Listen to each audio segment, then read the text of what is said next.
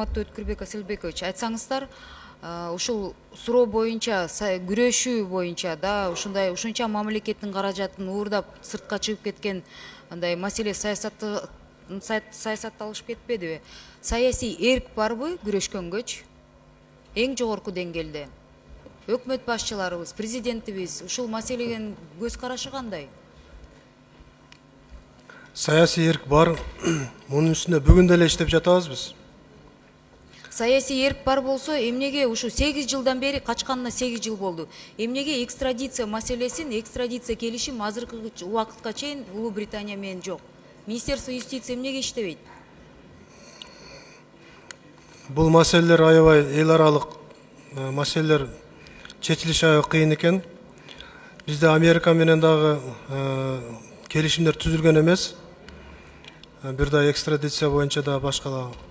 Биздин бүт эме кайрылууларыбыз четке кагылган алар тараптан. Анда деген мындай болот атат да, сиз түшүнүп атасыз да. Азыр ушундай деңгээлде мамлекеттин казынасына байып, сыртка чыгып качып кеткен саясатчы болобу, мындай аткаруу бийликте иштегенби, кайсы жерде, кайсы деңгээлде иштеген адам болбосун, ачык эле чыгып кетсе эчтеке кыла албай турбайбызбы? Мен ошол үчүн сурап атам, саясий эрк канчалык деңгээлде бар деп. Эгер келишим түзүлбөсө, ушинтип эле улантып эле кача беришеби? Биз келишим түзгөнгө даярбыз, урматтуу Элвира Жыргалбековна. Ошол тарап, Америка тарап, Англия тарап биз менен келишим түзгөнгө. Парламент тарабынан жардам берели. Тиги спикерибизди сурайлы анда. Барып туруп ошо Америкага барып келели, Улуу Британияга барып келели. Дастан Артипбекович, декабрда сиздин пландарыңыздар бар, Улуу Британияга барасыз.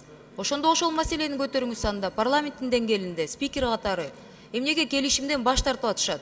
Экстрадицияга мындай любой демократиянын жолунда турган өлкө ошого баш ийиш керек, туура көрүш керек бул нерсени.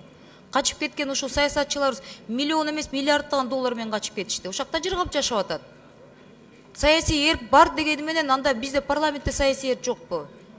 Ошону деген тиги Улуу Британия барганда сизге сураныч. Экстрадиция маселесин парламент ошол Улуу Британиянын спикери менен кошо көтөрүп, ошактан бир маалымат алып келиңизчи. Биздин профессионалдар даяр эмес деп атышат. Ошого кандай карайсыздар?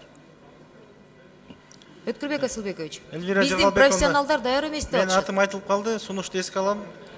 Буюрса, иш сапарыбыз болуп калса, бул маселени кен прокурорлордун алы жетпесе, министрлердин алы жетпесе, парламенттен да биз жардам берели да. И Өткүрбек Асылбекович, мен эмнеге да айтып атам бул маселени? Биз тараптан профессионалдуу эмес кадрлар болгон.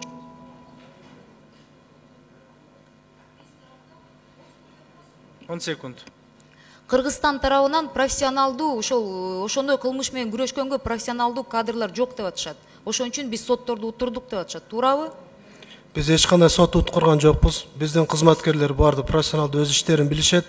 Башка мамлекет менен кызматташтык жүргүзүү жөнүндө маселе туултат бул жерде. Маселелер коюлган убагында бардыгы тең. Ордуңузга отурсаңыз, сиздин да 10 секундуңуз бар. Ордуңузга. Убакытыңыз бар. Ордуңузга барсаңыз беремин. Экинчи микрофон.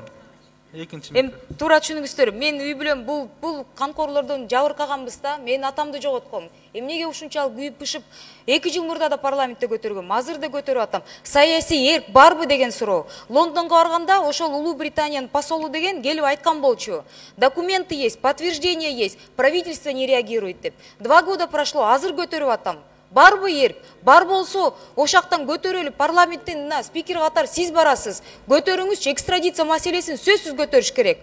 Жалгыз мен гана үй бүлөм эмес, канча кишилерди атып кетишти. Канча миллиондогон каражатты чыгарып кетишти. Эмнеге саясий мындай саясатчылардан гана эмес, сиздерден өкмөттө отурган адамдардан мындай суранат элем да. ГСБ, Финпол, пожалуйста, в ваших руках. Силердин профессионалдар жок деп атышат. Улуу Британия жанакы посольствосы менен сүйлөшсөм, специально специалисттерди алып келгенбиз дейт. На обучение. Анан ошолор деген үйрөнгөнүн аягы кандай болуп атат? Чечилдиби ошол маселе? Почему кадров не хватает деп бизде айтылып атат? Или просто наши специалисты на каком-то этапе материальный заинтересованность болуп, ал маселе чечилбей калып атат. Ошого чейин бизди күнөөлөп жатышат. чоң сураныч, кечирип коюңуздар.